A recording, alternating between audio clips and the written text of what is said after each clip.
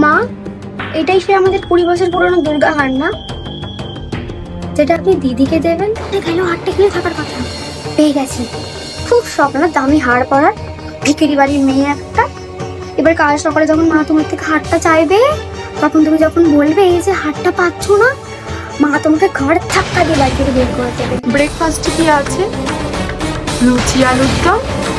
আমি এত early morning এ এত অয়েল খেতে পারবো না, সরি।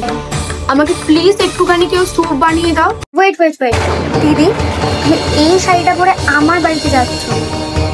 আমার বাড়ির কাজের লোক এত চিপ কোয়ালিটির শাড়ি করে না। দিদি, তুমি একটু বাজার থেকে আমাকে মাছ এনে দেবে? তুমি তো জানোই আমার বাজারে যাওয়ার একদম অভ্যেস নেই।